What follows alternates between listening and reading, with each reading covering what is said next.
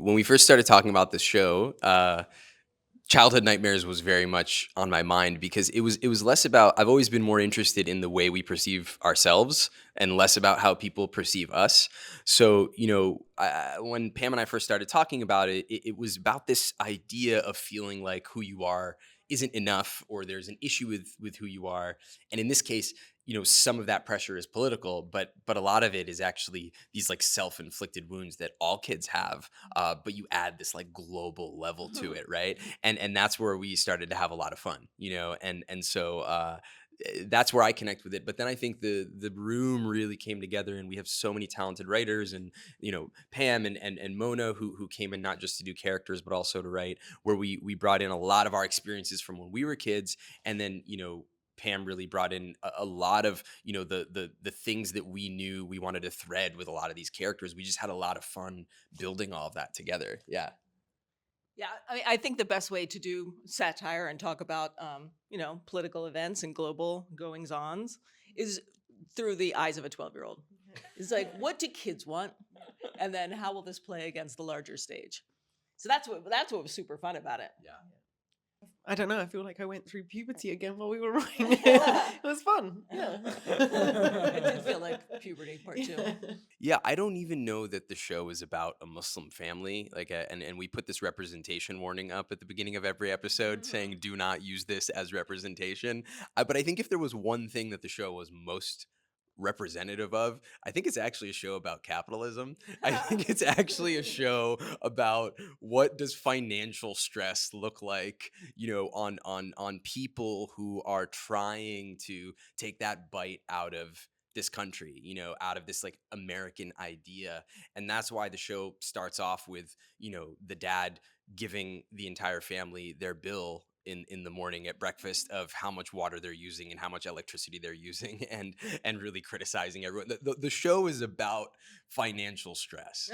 I think more than anything, and I think that's why everybody relates to it. And then it's like, oh yeah, and they speak Arabic, right? Mhm. Yeah. For sure.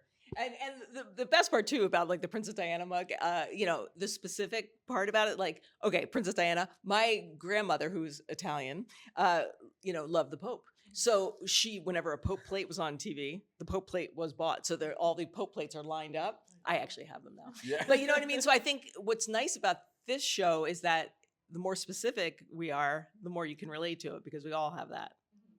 Totally. Yeah. I don't know. It was also nice to just revisit Diana and think a little bit about Dodie as well, as we were. Dodie really doesn't get much airtime, so that was also really fun. Yeah, Mona was very much the Dodi Fayed voice in the room, a big advocate for him. He needs his flowers. Poor Dodie. That's why you never want to die with someone more famous than you. Absolutely. Because he's like Princess Diana and companion. Yeah, where's never, Dodie? never do a risky activity with a celebrity. Yeah. Great Or advice. royalty. It's cool. Like, I try to make my work something that my parents could watch. So I try to find a healthy level of separation from who they actually are. But then there's certain pieces that are emotional threads that they're kind of like, yeah, like okay, yeah, we have some of that. And I think, in this show, and I think, Mona and Pam had a front row seat of just as I was finding the voices. That was really interesting because, I play this 12-year-old version of myself, and we kind of pulled all these videos that I used to make when I was a kid, and I just copied my voice from when I was 10. And then I also play this father who, doesn't sound like my father, but has this energetic thing that is like this stress and this intensity that I think every father has. So I think while I was playing that, I was like, whoa, wait, I carry a lot of this stress and intensity, in my real life. It doesn't come out that way, but when you're doing something like that, you start to feel, oh wow, and I think a lot of us, as we were kind of going through the show, were just feeling, whether we were reliving something or tapping into something, you kind of relate to all these characters. Yeah. Oh yeah, 100%. Well, I mean, the great part too is that we were able to sit with you. It's almost like we had the answer key, and we are like, well, what would a school story be like? Well, Ramy, what was the most embarrassing thing that happened to you at school? Yeah. Not to say that you did have a crush on your teacher, Yeah. but maybe. No, I mean, we'll never know. We'll never know. You got to watch the show to find out how all that turns out. Ramy, I want to quickly ask you if you've got any updates on season 4 of Ramy. Season 4 Ramy is, it's just about when. but it's something I'm very excited to do. You know, we had such a good time making this show, and we're hopeful we can make more seasons of this.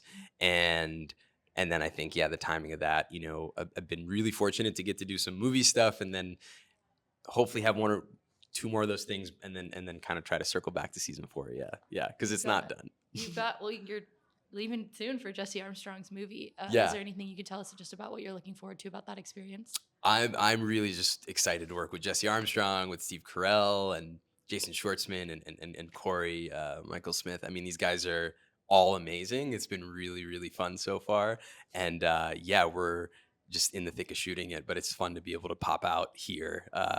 That's how cool of a guy Jesse is. He, you know, we're in the middle of making a movie, and he was like, "Yeah, you got to go promote your project." And I was like, "Oh, what a kind thing," because he could have said no, and I would have understood.